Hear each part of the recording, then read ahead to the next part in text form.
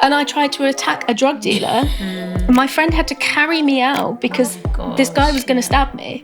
Even for myself, it took me a long time to identify that I was an addict because I had those own stereotypes in my head of what an addict really looked like. The stereotype, because it's like Chris Rock with a bag of cocaine outside someone's car, and it's like, no, this is a working person. Sorry, but that's what I see, you know? So you're going to work, you're showing up. Yep. Can anybody else in your life tell that you are building towards an addiction? I think that's really important to say about any kind of substance abuse or addiction is that it is incredibly sneaky. It doesn't just turn up on your doorstep and then is suddenly there. It really creeps up on you. I was gonna die. I was killing myself, willingly killing myself. And I was asking God to fix it, but he wasn't going to just take it away. Yeah. I had to actually hand it over. Welcome to the Magnify Conversations. I'm Rachel and I'm one of the hosts today. If you're new, welcome. We hope that this content will be really helpful and beneficial to you. If you're a regular, it's great to have you back. And one way you can help us to get this out and to benefit more women is by subscribing to this channel. We would love you to do that. And today it's my privilege to introduce Sinead, who will be my co-host. Hi, I'm Sinead Minkah. I'm so excited to be co-hosting with Rachel on the Conversations, and we're looking to have open discussions about faith, life, work, career and relationships, and how our faith really works in the midst of all of those things. So I'm so excited to be a part of this today. Yeah, let's get into this conversation. So we're so excited to have you, Jo, on today's episode. Would you like to introduce yourself? Yeah, I'm Jo. I've lived in London since I was 18. I grew up in Cambridge. I'm a freelance creative consultant, so I work in advertising, and yeah, that's about it. Yeah, we'll hear more today as well, won't we? We're going to start with a little icebreaker. Is that okay? We can all join in, though. Oh, Yeah. Right. So we're going to do you know Desert Island Discs? Yes. Yeah. We're going to mix it up a little bit, right? Okay. So the three questions are this. First one, if you're on a desert island, you have to say who you'd take and why. Yeah. I mean, there's no Netflix on a desert island, but what's the Netflix show you would watch and why? And then lastly, what's the one luxury you would take and why? Oh my goodness, that's quite hard. Okay, I would take my mum. Aww. I know. Oh, That was really sweet. she'd drive me mad, but I Yeah. love her. And we would find a way to make it really fun. Yeah. And she's very practical. Right. So she'd be really good. You're with safe Yeah, pair of hands. she'd be able to build a hut and forage for food. Yes. So, Okay, yeah. I'd be fed and watered, so that would be good. From a survival point of view, it's Yeah, working. exactly. So both kind of being able to enjoy myself and also not die would be great. Netflix episodes or series. Oh, that one's really tough because this is a real insight into what I watch. I watch a lot of true crime. Oh me my too. gosh, Yeah, me I can't too, with me the too. true crime people. Why do you watch? I don't even watch. Fascination. It's really interesting. The ad alone is enough. Like, I can't even deal. Like, I'm a stalker, and yeah, it's like, oh my gosh, please, like, no, I can't. Yeah. Let's just say I would take It a would true. be from that genre. It would, yes, it would be a true crime documentary. I'm Oh my sorry. gosh. What would yours be then? Oof. I'm just because I'm watching something now I need to finish called Fool Me Once. So it just came out. yeah, So I'm right. it's actually really bad, but I have to know how it ends. So that's why Do you I just recommend know. it then? No. Oh. No. I mean, some people love it, but I just already know, like, this is not too for many me. twists and turns. Yeah. Right. I think I just like consistent, steady, Pride Boring. and Prejudice, boring, Vikings, anything with a sword. I need okay. a shield and a sword. Like, that is Yeah. my type of shows. Yeah. Who would you take with you? Oh, Would anyone go with me? I'd go with you. Would you? Oh, yeah, I'll come with you. Nice. On the island. Okay, yeah. I'll go with you guys. Yeah. I don't know who I would take. So yeah. What about you, Rachel? I feel like I've got to say Dan, my husband. I mean, can you imagine? I've got 2 kids. How am I supposed to pick? Like, I don't know. I probably would take Dan though. He's very resourceful. So you're saying about your mum. He's very resourceful. You probably find things you could eat. Yeah. You know, we'd have a good time. Yeah. Maybe I'd regret it after a while, but yeah, he'd probably be my choice. You could always send him out to search something. Yeah. And exactly. We could have a break. It's fine. Exactly. And then Netflix. I don't know if it's on Netflix and I've not actually seen it, but I believe I really want to see Succession. Has anybody watched amazing. it? Right, so I feel like I would watch that because I've not seen it. So that would be my binge while I'm on the island. See, I'm better with things I've already seen. Okay. I like the comfort. So do I. I'm a rewatcher, yeah. Okay. I've actually heard that's like a way of like soothing yourself though sometimes. Really I was like, I do that. I do it all the time. But I feel like I need something new. So Succession. And then lastly, one luxury. You can take one luxury with you. My weighted blanket. I've heard of that. Oh, they're amazing. I got it for Christmas. Honestly, it's changed my life. It's just literally a heavy It's blanket. it weighs more than I do. Yeah. So it's... So you can't move, but that's kind of the point. Again, another insight. I nap a lot because I have really poor sleep. Yeah. And it's just a really heavy blanket, but it basically kind of compresses your body as you sleep. And it's like being hugged by a giant teddy bear or something. Wow. And it is wonderful, and I can't live without it, and I never want to get out from underneath it in the mornings. It's very dangerous, and I love it. Wow. That would be my luxury. I don't think I would take the weighted blanket. It's mine anyway, so you can't have it. Yeah, it's true. I would take my wig, let's be honest, guys. I'll take as many wigs as I can carry, and me and the animals will just have a good time. Oh my gosh, I can't. Because I just need, like, my girls with me. Yeah. I need the wigs, I have guys. a great mental image. Yeah. Like all these wild animals. Like, put it on the It's like you start talking to them after a while. Yeah, do you know what I mean? yeah, definitely. I used to play with dolls a lot as a child. Now I'm older, I see how that's come out in my adult life, that I'm the big doll. But I used to have like dolls all across my windowsill, which is a bit creepy. But that is literally how I grew up. Those porcelain Yeah, porcelain. ones. Yeah, as well. Like these Russian ones, like frozen. Oh, they're terrifying. I loved those dolls. Yeah, they were my girls. So now I've got wigs instead. But yeah. So. My luxury item, I feel like mine are always food related. I can't think that they are. It would be not caviar. No. Just some really good salt. I mean, there's probably a way of getting it from the ocean, I suppose, if you boil water. Surely. Yeah, maybe that's a poor choice. But you've got to season your food properly, ladies, as far as I'm concerned. It's true. Yeah, Gotta I'm catch sticking the with food salt. first. Yeah, but Dan can do that. Yeah. That's why he's there. Dan's there, Yeah, Get the going back salt to our bay going. hunter-gatherer ways. Yeah. Okay, amazing. Well, I'm really looking forward to hearing your story today. We're going to be talking all about, I guess, addiction and recovering from addiction.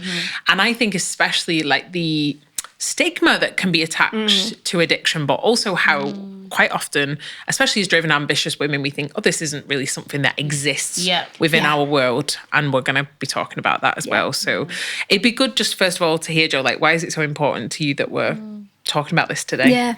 Well, I think you've kind of covered it really well there.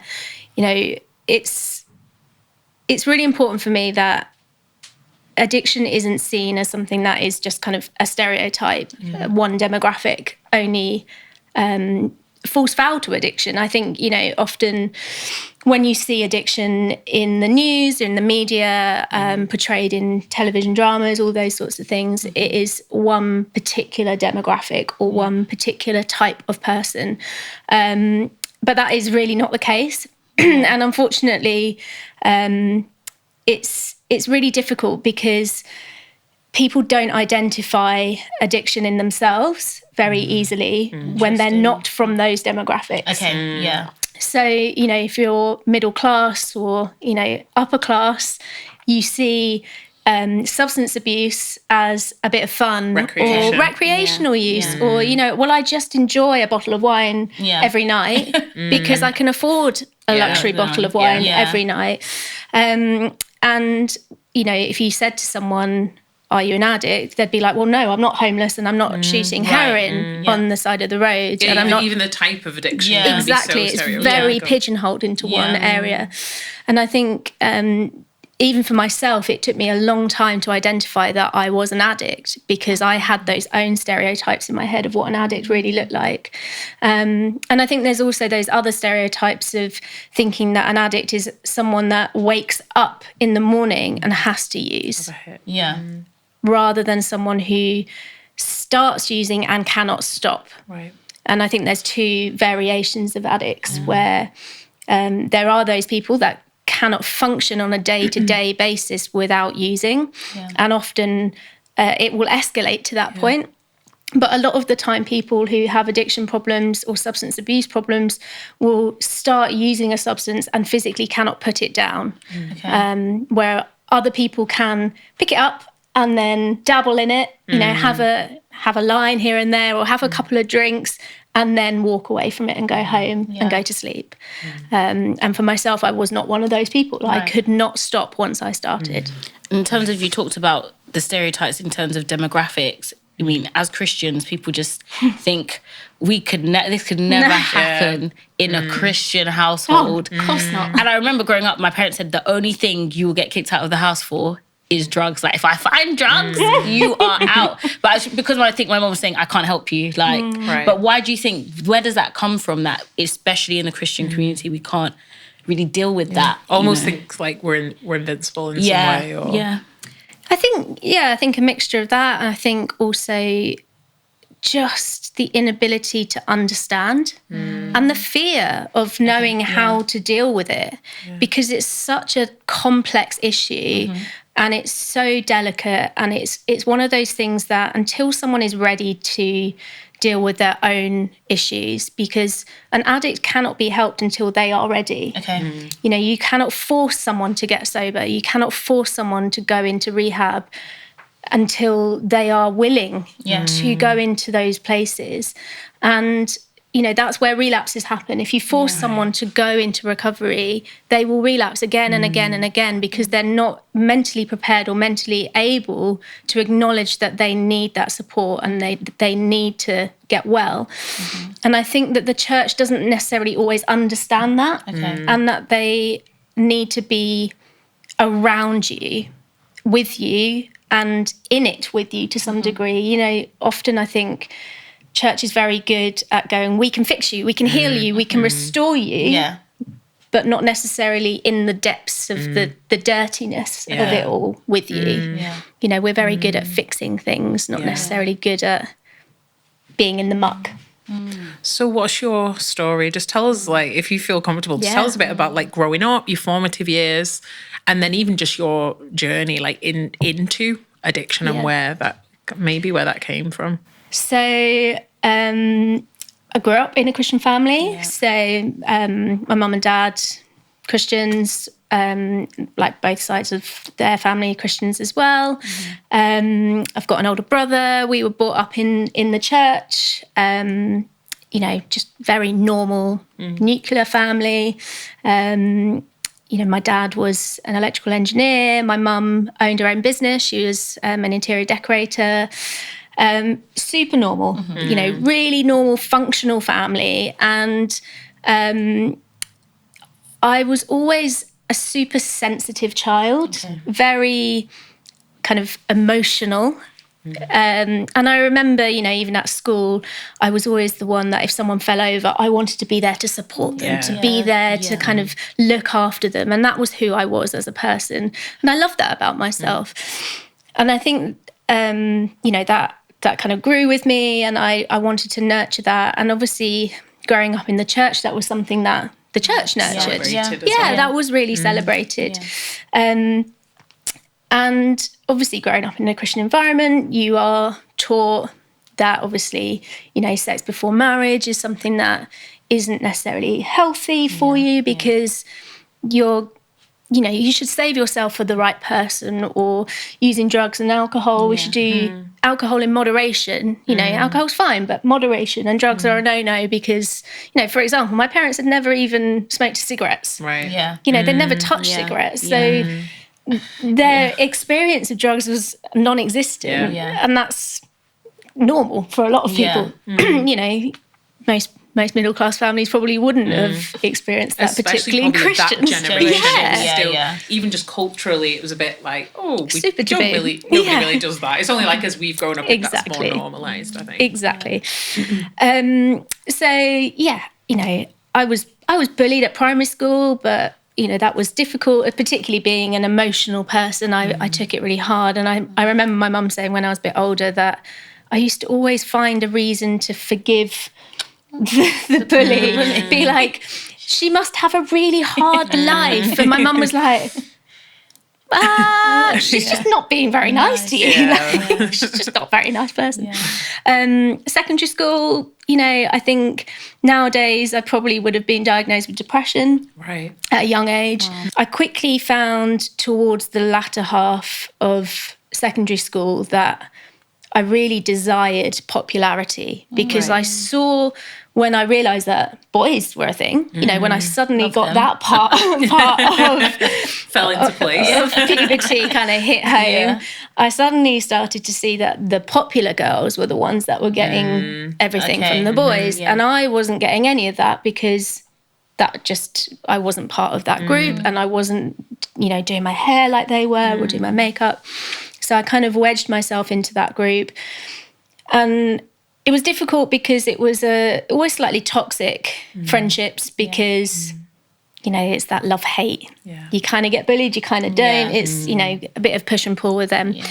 But obviously you start drinking and, you know, and I went to a Christian school, but it's, looking back, Christian schools were wild because, again, you know, you're taught don't do drugs, don't have sex before marriage. The amount of stuff that was going on. It's I feel like just when you tell people don't do it, like don't, and you don't say why. And my personality, if someone says don't do something, I'm like, this must be great. So I'm going to go and find out why.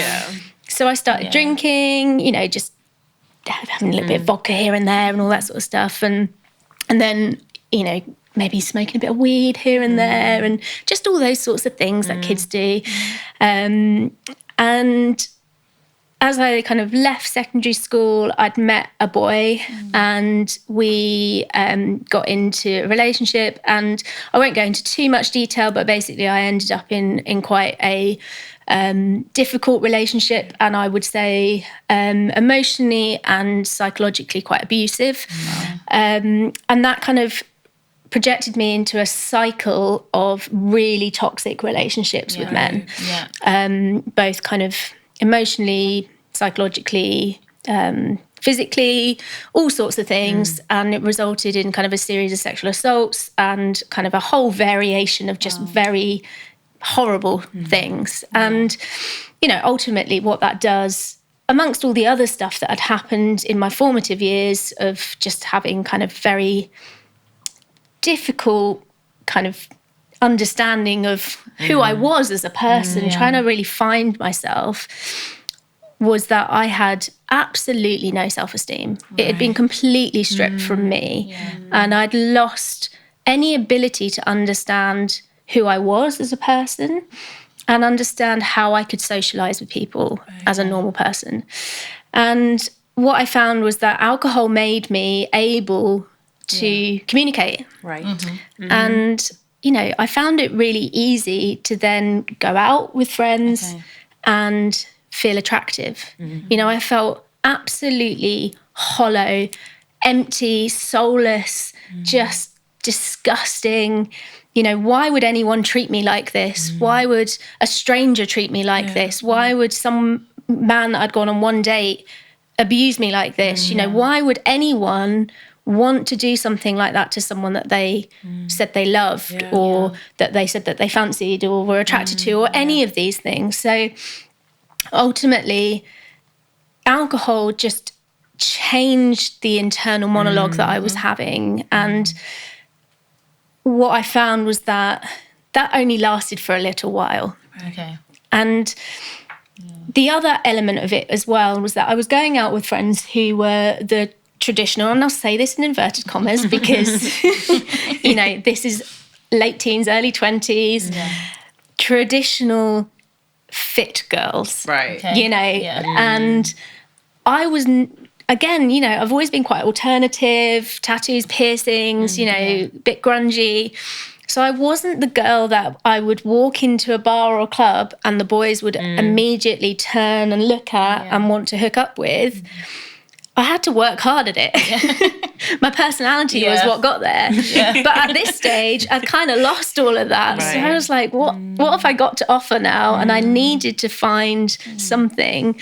So I became a bit of a lad. Right. So what I ended up doing was I was like, I can actually hold quite a lot of drink. So I became one of the lads.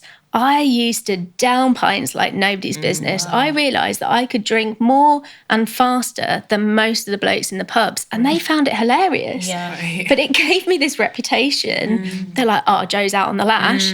She's up for a good night. And then it became that kind of mentality that actually I had a bit of a personality again. But because I was then also hanging out with different groups of people, drugs came into the kind of the environment. Yeah, because you mentioned like the desire for popularity, like almost to be seen. Yeah, 100%. I think a lot of people desire that, just to be seen, like acknowledged. And was that a key moment where you thought, I'm being seen now? Like, do you remember a certain moment where you like something shifted, and this is who you were gonna be going forward? I don't necessarily think there was any particular like light bulb moment that made me go, I'm being seen, you know, this is who I'm going to be. I think it was all very gradual and kind of...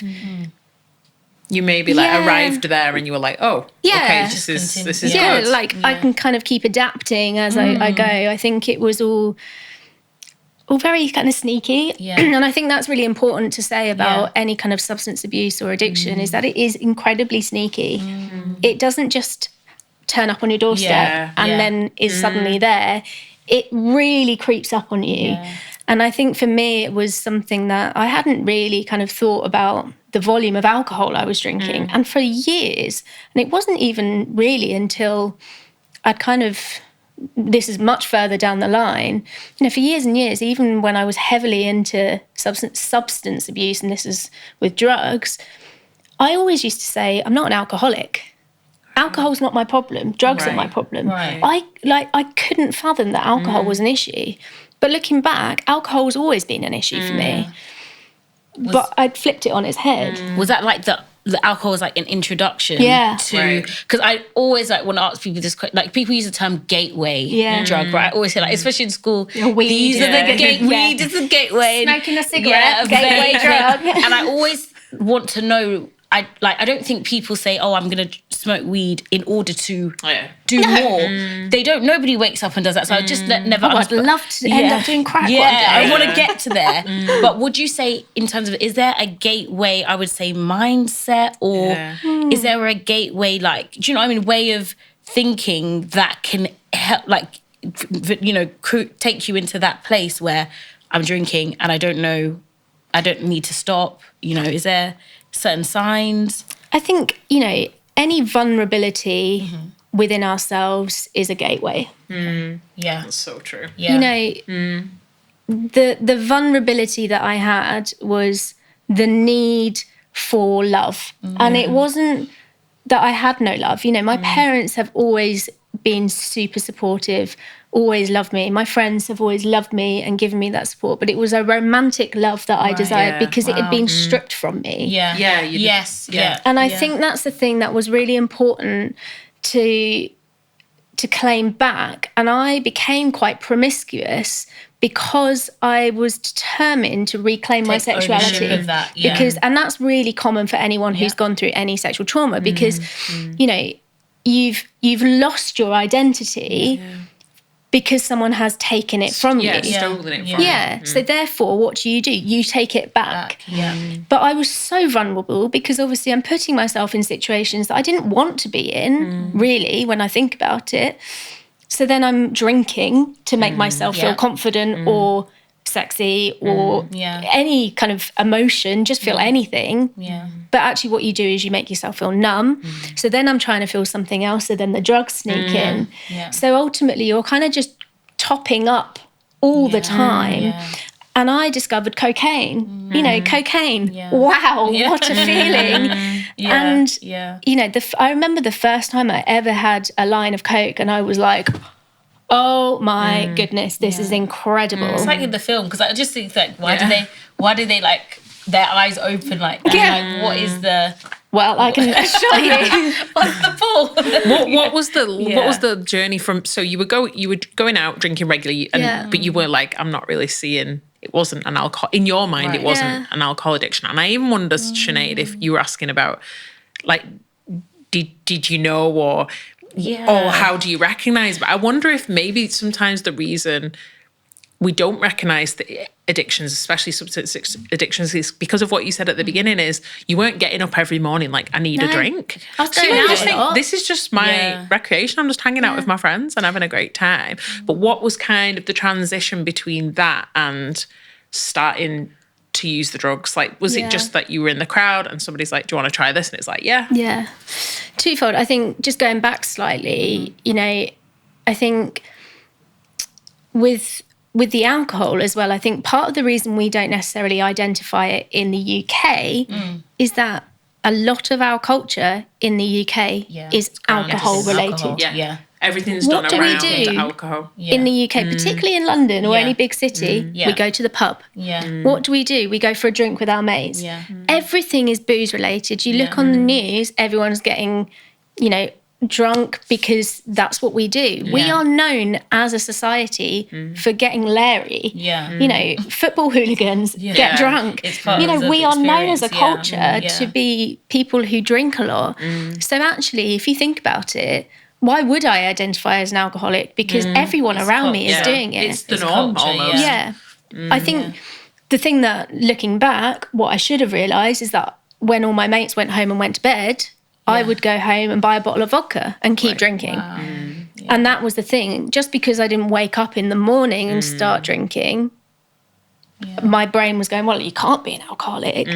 I was still drunk. I didn't need to keep drinking. I'd then just go to the pub after work again. But the kind of transition into the drugs was I was hanging out with people who were using. And I was complaining that, you know, I didn't necessarily enjoy feeling out of control. And that was another thing that I was noticing, that I wanted to control what I was feeling. And again, you know, with everything that had happened, I didn't like having the lack of ownership of myself and you know, lack of ownership of my faculties and of my body, and not really understanding how to control my limbs all the time. And someone suggested, well, have a line of this, you know, have a go. And I knew that they used a bit and, you know, I wasn't really that bothered, and I'd never really noticed much of a change in them. Just noticed that they could drink a bit more. And I thought, oh, well, why not? And I remember having a line and didn't really do a huge amount other than just made me feel great. And then I did another one, and then another one, and then another one. And then I was like, I can't stop. I want more. So I bought more. And then I was like, you can let me know where you get this. Like, next time we go out, let's buy some. And it became a pattern. You know, I'd want to go out every night after work, or, you know, every Thursday, Friday night, and then on a Monday, because that was student night. So if we went out on a Monday, we could get cheap drinks.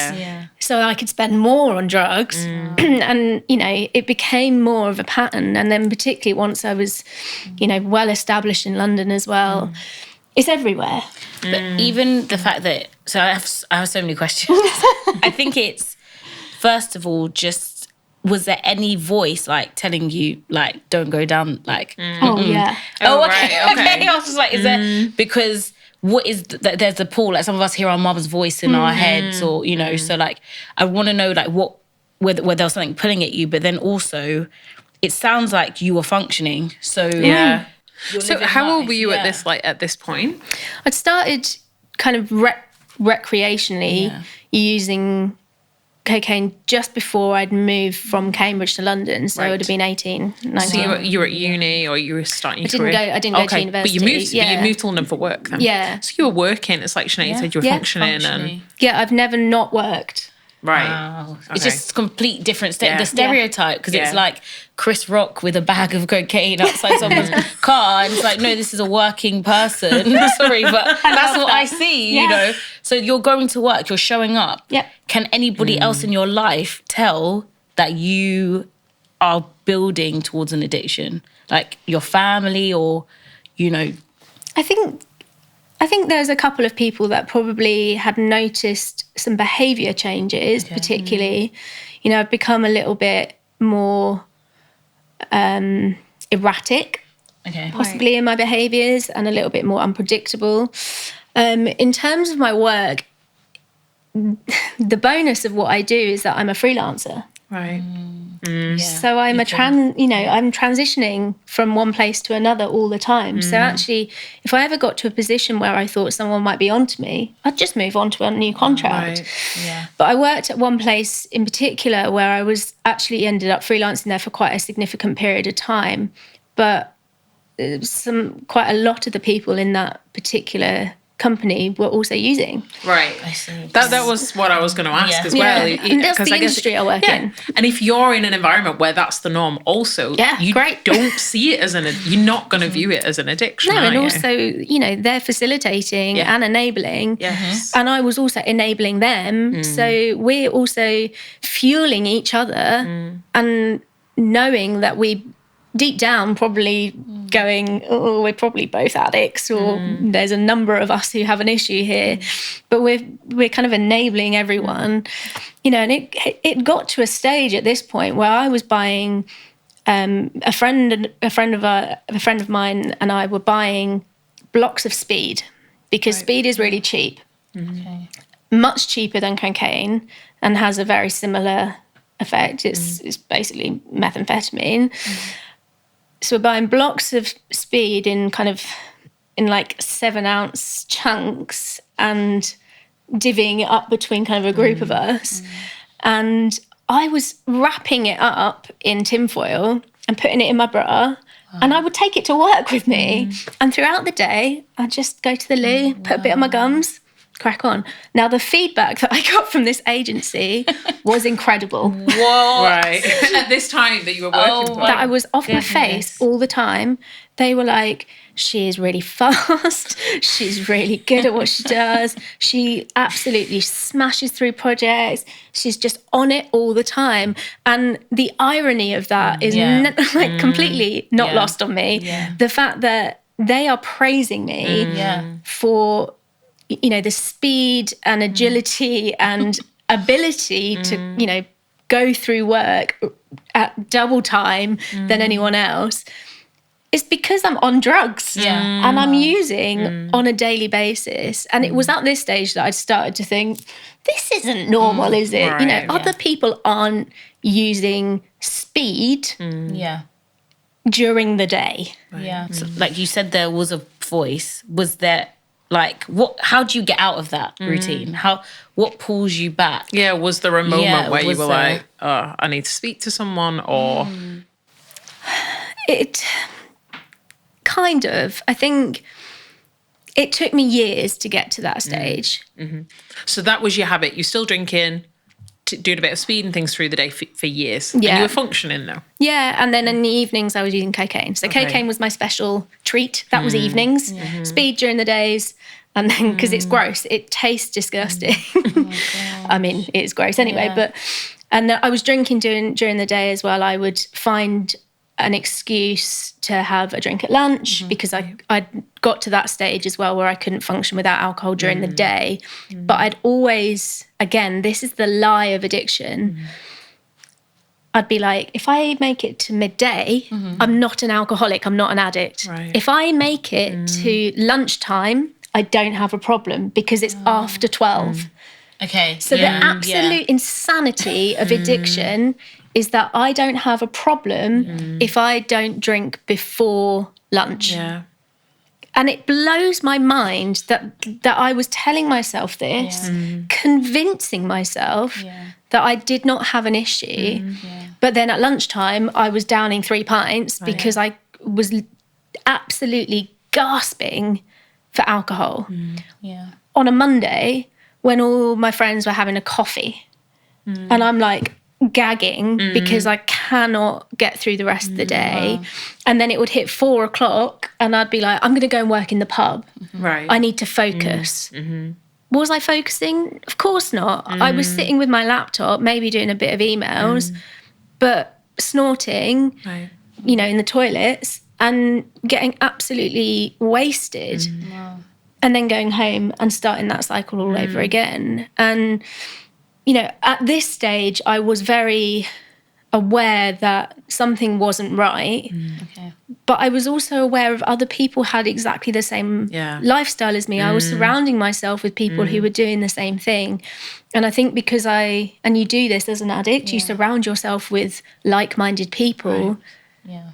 And then it stops you from having to face the facts of what you're doing. And addiction is a disease of secrecy and of lies. And you not only are lying to yourself, but you lie to everybody around you. So, you know, I was living a normal, functioning life, you know, on the surface of it, apart from having a drink in the pub at lunch. But I'd buy everyone around, so I was a very popular person. You know, I lived a great life because I was working. I always had contracts. You know, I was never poor. Yeah. But underneath the surface, my life was an absolute disaster. It was a mess. I couldn't function, and I had no ability to maintain healthy relationships with people.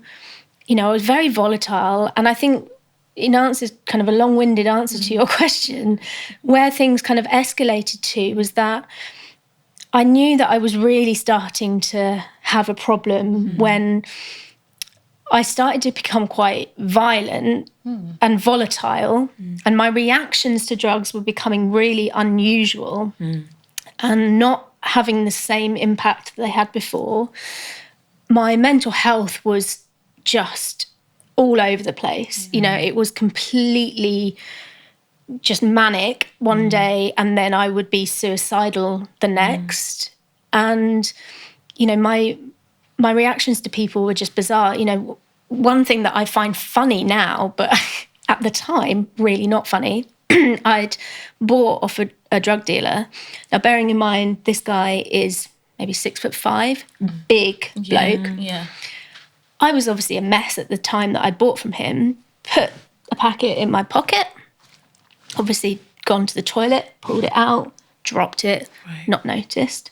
Had then kind of tried to find it, couldn't find it, launched myself down the stairs in this pub and completely tried to knock him out. Like, I am maybe 5'3", 5'4". Wow. Yeah. So bearing in mind, you know, the insanity of my addiction was that I had convinced myself that he'd shortchanged me. Yeah.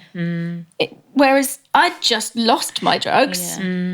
And I tried to attack a drug dealer. And my friend had to carry me out because this guy was going to stab me. Wow. Oh my gosh. You know, absolute madness. And there's just all sorts of things. And then there was another, you know, kind of running up to when I really realised that I had a big issue. I remember using on my own in my flat, and I spent the entire night staring out the peephole. Right. I lived in a block of flats where there was no way you could get in without a fob. And there was only one other flat opposite me. Yeah. So it wasn't like I lived in a long corridor where people were coming and going all the time. It was a really echoey area. But I was convinced that someone was there watching me. So I spent probably 4 hours with my eye glued to the peephole, then running to a window, looking out the window. I lived on the 3rd floor, top floor, then running back, then running back, then running back, doing a line every now and then in between. Just the paranoia was insane. And the sleep paralysis. I was having sleep paralysis and seeing things, and just these hallucinations were just out of control. And I think, you know, this kind of, I'd noticed very quickly that I was spiraling and things were just becoming insane. And I was becoming insane. And you hadn't changed what you were using then, or I was still buying off the same people, but I was using a lot more. Right. And that's the problem with addiction, is that you just keep adding and adding and adding and adding. And, I could drink 10, 11 pints easily. I'm little, I don't have a lot of meat on my bones. So is it also because your body relies on this thing? Yes. Like, I always like to say that it's not, people might say drugs, but sometimes there's things that we can't live without, and no one should live that way. But especially when your body I couldn't function without pushing it. you can't wake up, you can't. It's like, I've heard that people can never break it. Like some people, they say that they're, but then I've seen an interview where the guy said, I'm addicted to Diet Coke now because that's my placebo to what, but he's always going to be addicted to something. Yeah. Is that true? How true is that? And how does somebody say it's enough? Like you said, someone has to be ready. Yeah. Did God make you ready? Like, what was the point where enough was enough for you? Yeah. I think kind of amongst all of this chaos, I would say that I'd always would have called myself a Christian, but had been incredibly angry at God, had walked away from the church. I'd been really hurt by the church as well.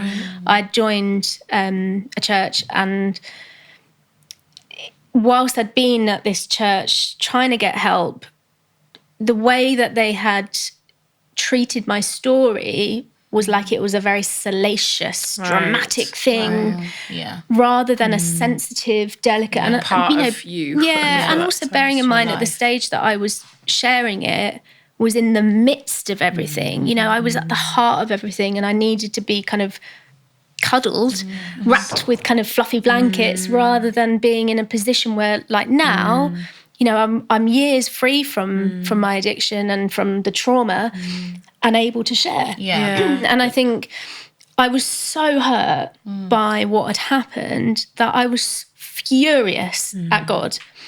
Because I was still aligning God and church as the same thing. Which a lot of people do. Which is fair, but it's hard to break.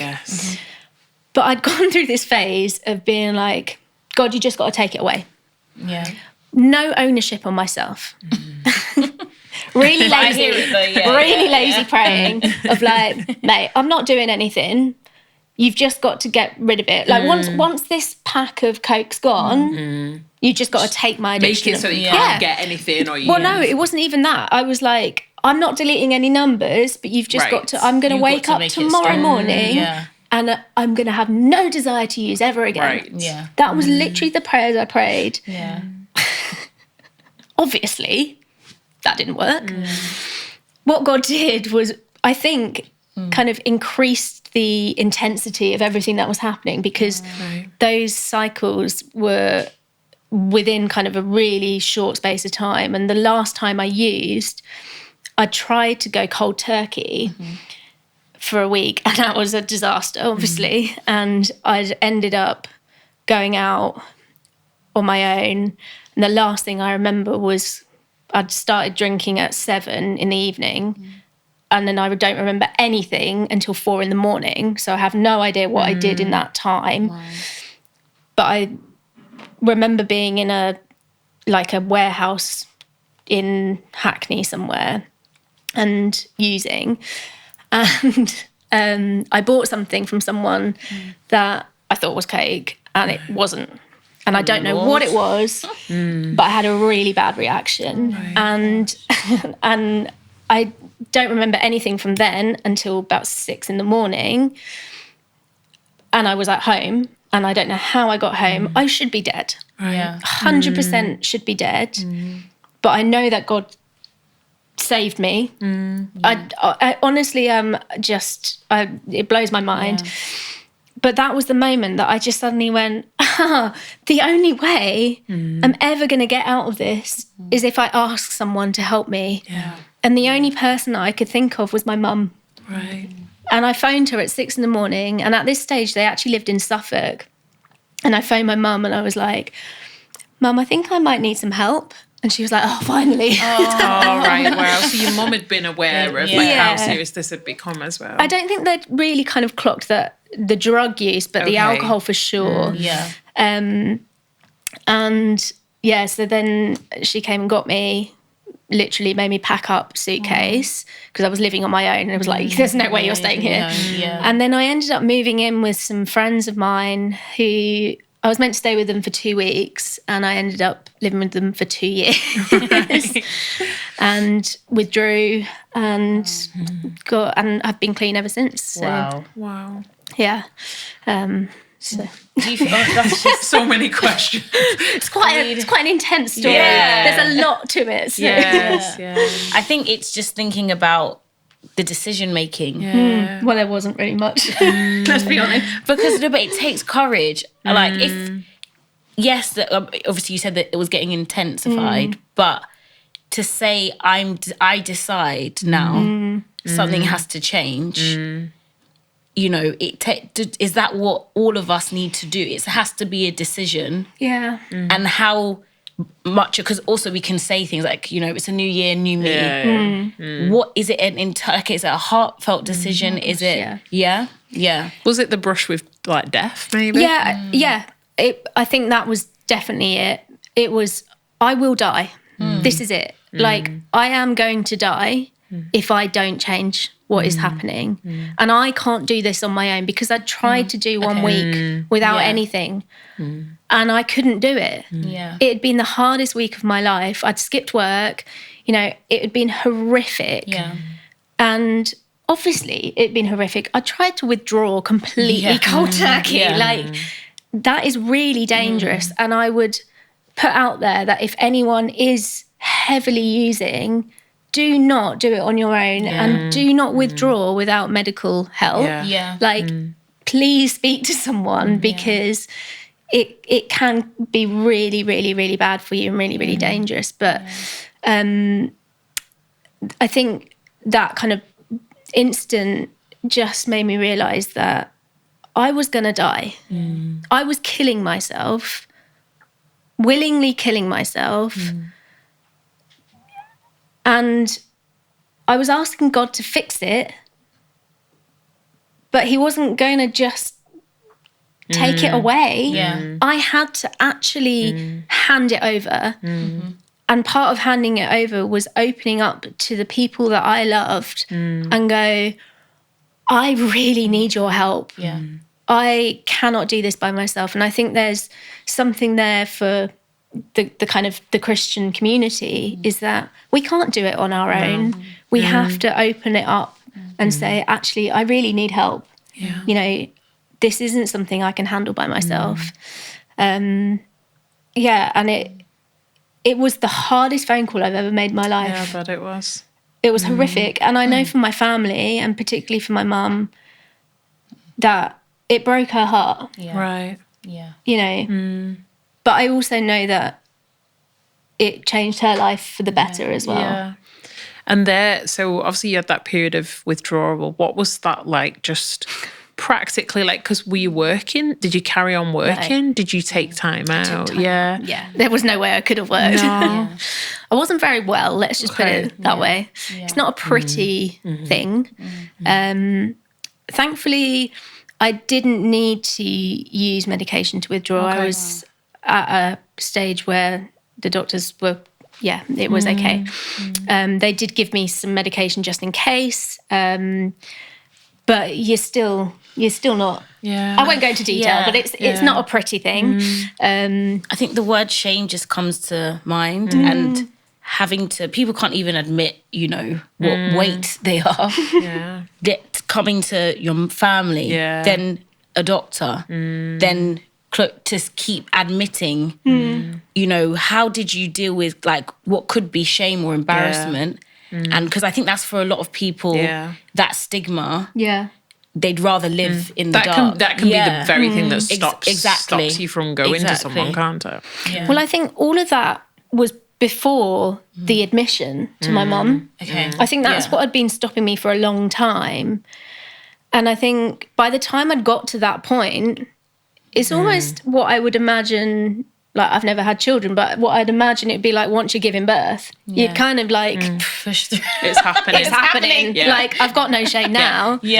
But the kind of thought of it is worse than actually what it's like when you get there. And for me, the thought of sharing and the thought of asking for help was so much more terrifying and shameful than actually what it was. And again, I think addiction it's just lies all the time. It's telling you all these lies about who you are, but also how other people will receive you. And it's constantly going in your head. And, you know, for the spiritual in us, you know, it's the enemy telling you all these horrible lies. And I believe really passionately that Satan is heavily in addiction. Right. And I think that actually the freedom of just going, do you know what? Whatever, mate.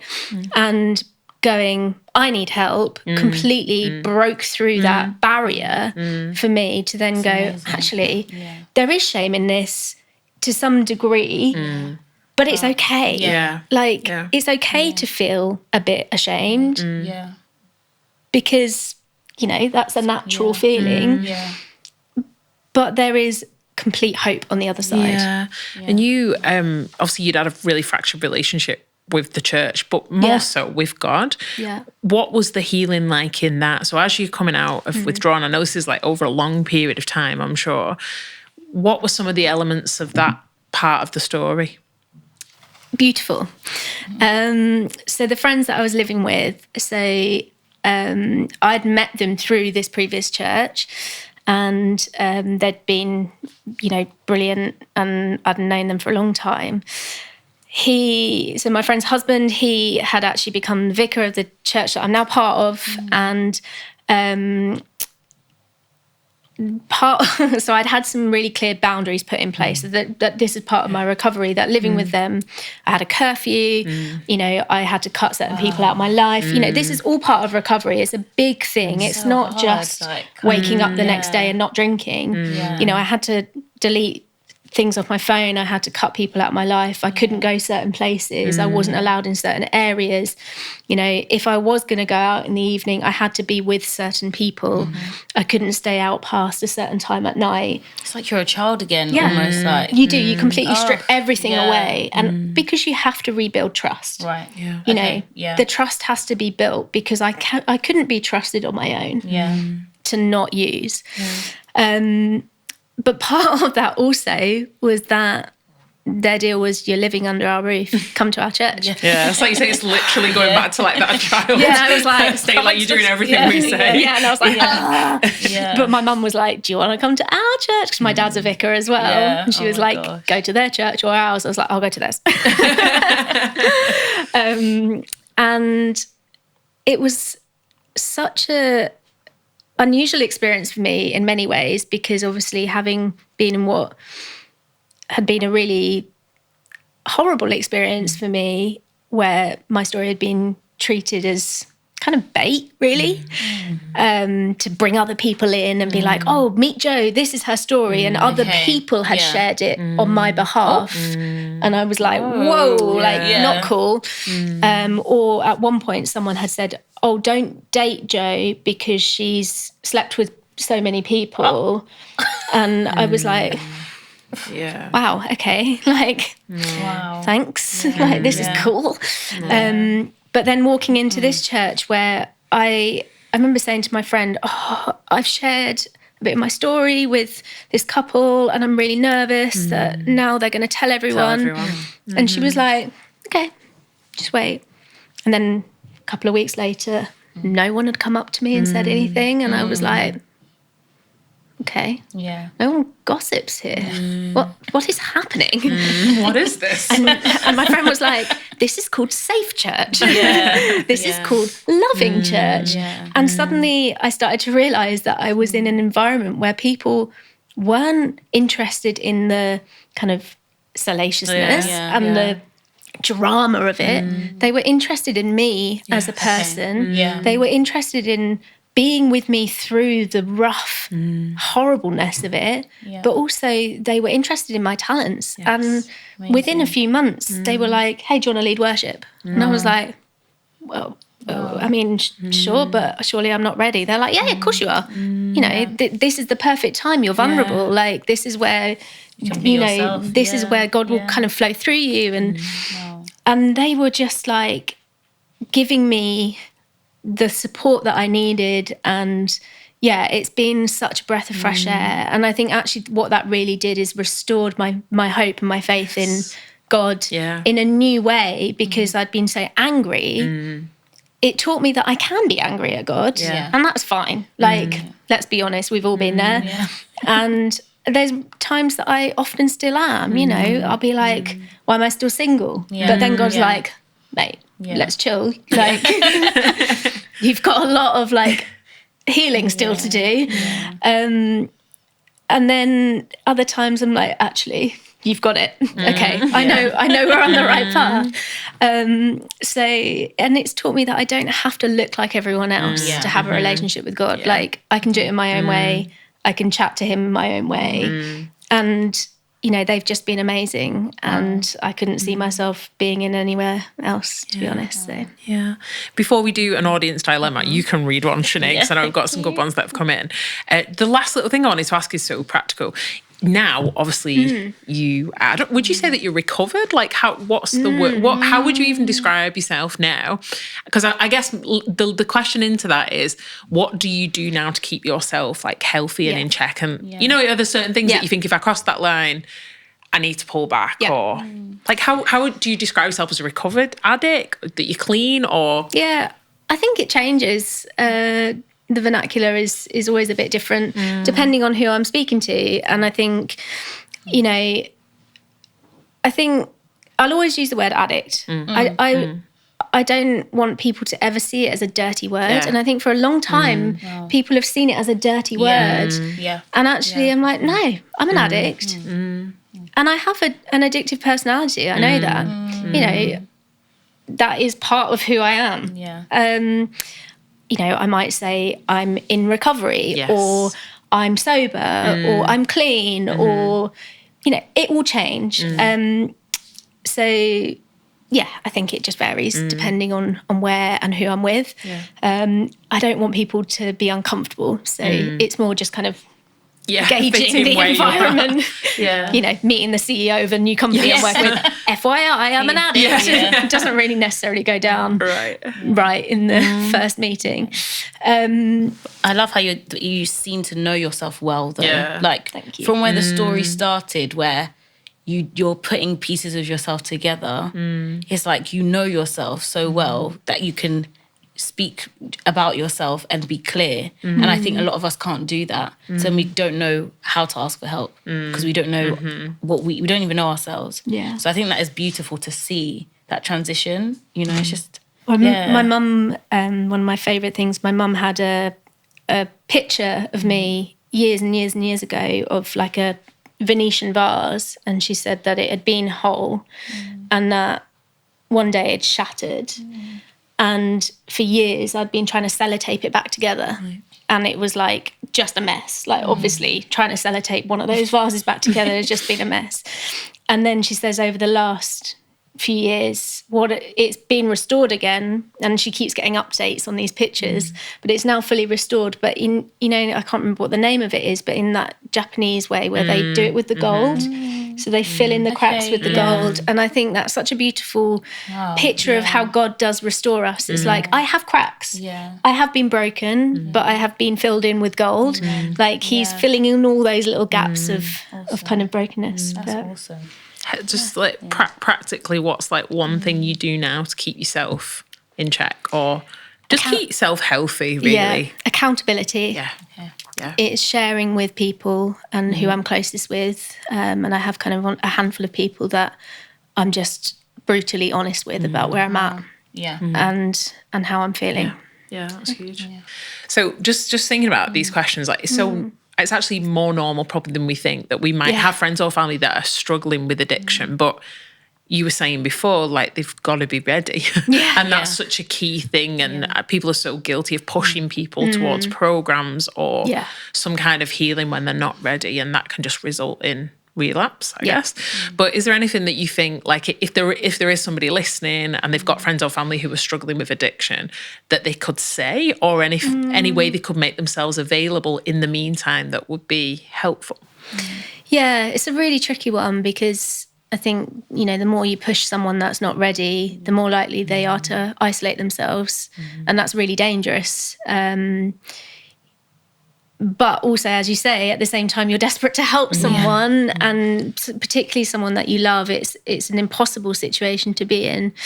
I think if, you know, the best things to say to someone who is in active addiction but isn't quite ready to get help is just make your presence known and make it really clear that you're there. You know, say that when you are ready to talk, and, you know, if you feel ready to talk to me, I'm always here. I'm at the end of a phone, whatever time of night, you know, and that's the thing. I knew my mum would answer her phone. You know, I knew my mum was that person that I could call at any time of night. And I'd called her before when I was using, you know, I knew she would answer. So I think it's just knowing that that person will be available and making yourself available. But also,